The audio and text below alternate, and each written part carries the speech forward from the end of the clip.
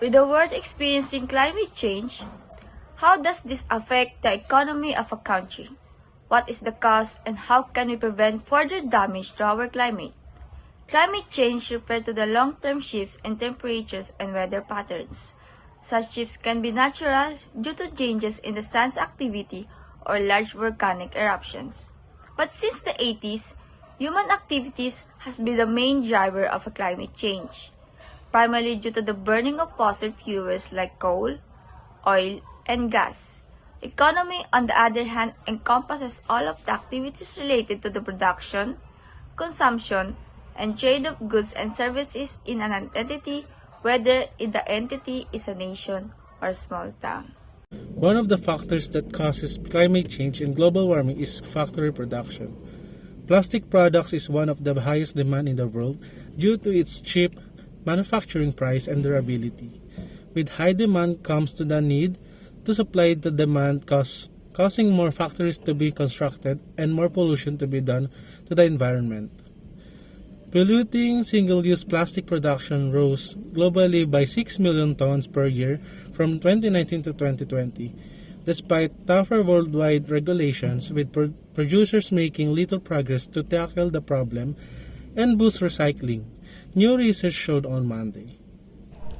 Manufacturing and industry produce emissions mostly from burning fossil fuels to produce energy for making things like cement, iron, steel, electronics, plastics, clothes, and other goods.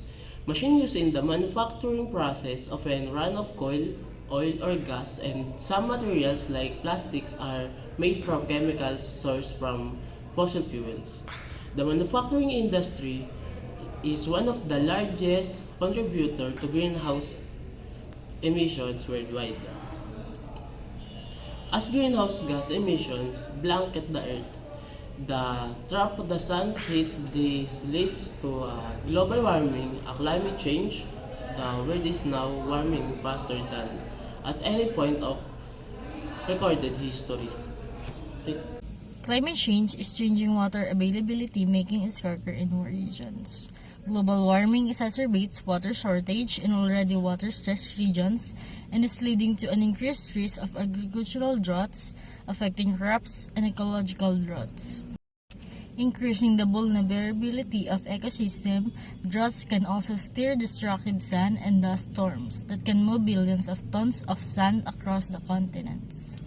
Deserts are expanding, reducing land for growing food. Many people now face the threat of not having enough water on a regular basis. Extreme weather worsened by climate change is a hidden cause of inflation, threatening to push up already high prices of everything from food and clothing to electronics. Heavy rainfall, flooding, heat waves, and droughts erode agriculture, infrastructure, and workers' ability to stay on the job, all of which lead to supply chain breakdown and worker shortage. As the pandemic has shown, disruption to supply chain and worker productivity drives up to the cost of doing business, and the way or another companies pass those costs on to consumers. Workers, facing more strenuous conditions, tend to command a higher wage. Solomon Xiang, a professor of public policy at UC Berkeley, say, and if companies have to pay more to protect them or install a new equipment like air conditioning and warehouses, someone's got to pay, and at the end of the day, that someone is usually consumer. In order to reduce the rate in which global warming rises, we must try to reduce overconsumption to reduce further increase in demand of products that causes it. A few alternatives to plastics can be used in order to reduce its manufacturing and reduce factory processes that leads to climate change. A few alternatives to plastics are paper. In days gone by, many things were packaged in plain paper. And while better than plastic, paper can't be recycled infinitely because every time it's reused, the fibers get shorter, limiting its use. Luckily, all paper except the glossy kind is safe to put in your home compost. And lastly, cardboards. Cardboard is fully compostable at home as long as it's not coated in. You guessed it, plastic.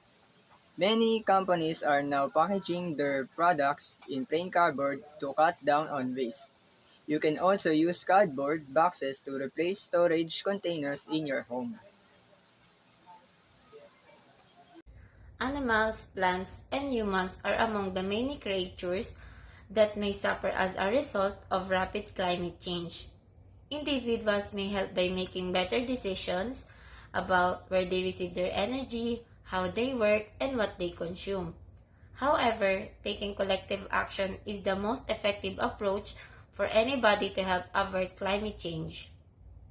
This entails putting pressure on governments and corporations to alter their policies and business practices as a result.